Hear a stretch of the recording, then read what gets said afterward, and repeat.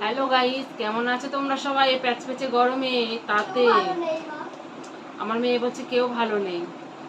সত্যি তাই, সারা দিনে যা তাপ দেয় কি বলবো। ঘরের মধ্যে মানে বাইরে তো থাকা যায় না, আবার ঘরের মধ্যে এসে খাটের উপর তো বিছানায় গা দিতে পারি না, গা দিলেই ছাকা লাগে বাবা।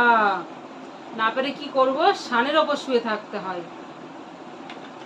আর এই দেখো ঘুরছি ফিরছি, ফ্রিজের ঠান্ডা জল খাচ্ছি। খাবে ঠান্ডা জল? ঠান্ডা জল তো এটা।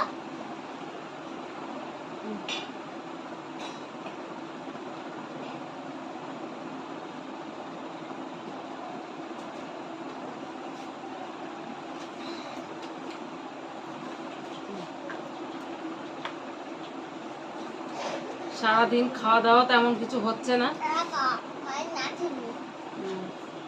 আমার নাতনি, আচ্ছা নাতনিকে একটু আদর করবো। নাতনিকে একটু আদর করি।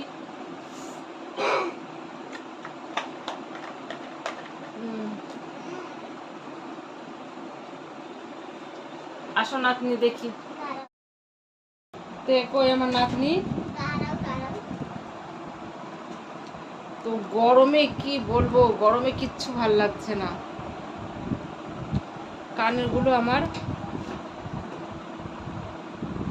কানেরগুলো তো পরিয়ে নি, খোলাই ছিল তো।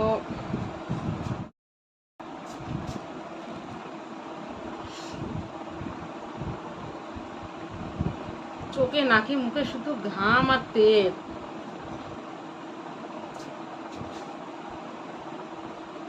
আর টিপগুলো নষ্ট করিস না, টিপগুলো নষ্ট করিস না। তো দেখো পুতুলটাকে কেমন করে সাজিয়েছে, দেখো একবার তোমরা। তো দেখি, দেখো আমার মেয়ে ইউটিউবে দেখে দেখে, ইউটিউব দেখে সারাদিন, তো ইউটিউব দেখে তো মোজা কেটে, পায়ের মোজা কেটে দেখো পুতুলের জামা বানিয়েছে।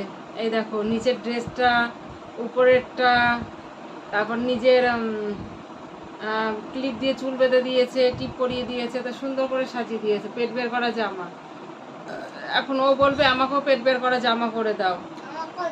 পেট বের করা জামা পুতুলের জন্য। তারপর আবার টুপি করেছে।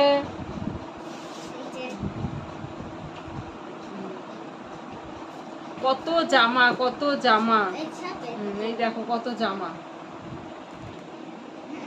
তুমি একটু দেখিয়ে দাও, হি করে ফুগলি না, রেখে দাও।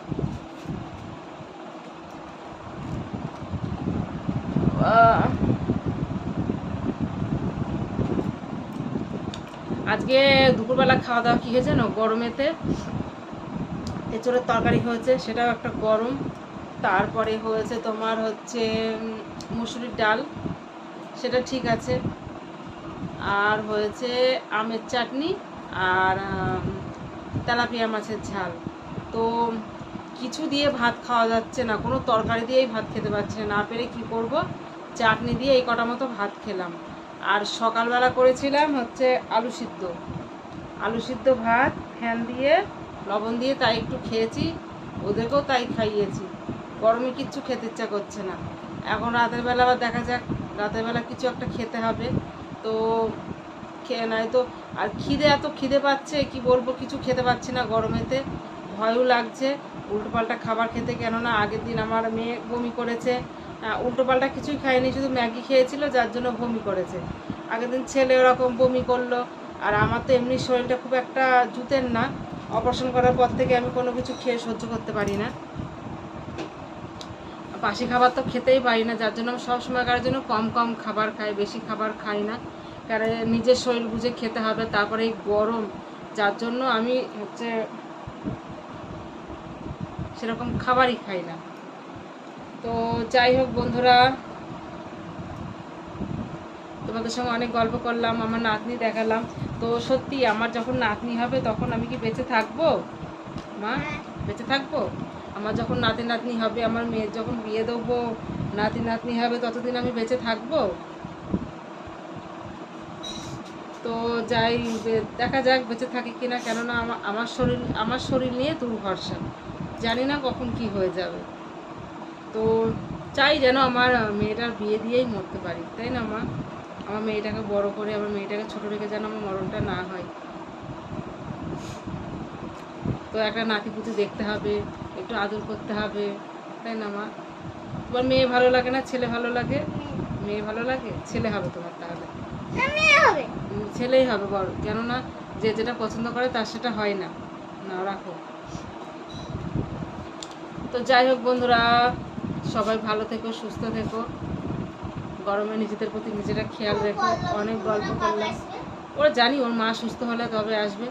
তো নিজেদের প্রতি নিজেরা খেয়াল রেখো। আর আমি গরমেই দেখো শুতে পারছি না, আমার ফ্যানের হাওয়ায় জ্বর কম জানো, ফ্যানটা খারাপ হয়ে গেছিলো, মাঝে সারিয়ে নিয়ে আসলাম, তবু একটু এখন জোর হয়েছে, জানি না ব্যাটারি ম্যাটারি পাল্টিয়ে দিয়েছে কি। তো তাই একটু মানে শুতে পারছি, তবু খাটের ওপর শুতে পারি না। এখন তোমাদের সঙ্গে একটু গল্প করছি তাই খাটের ওপর শুয়েছি, না তো আমাকে নিচেই শুয়ে থাকতে হয়। তো যাই হোক, সবাই ভালো থেকো, বাই।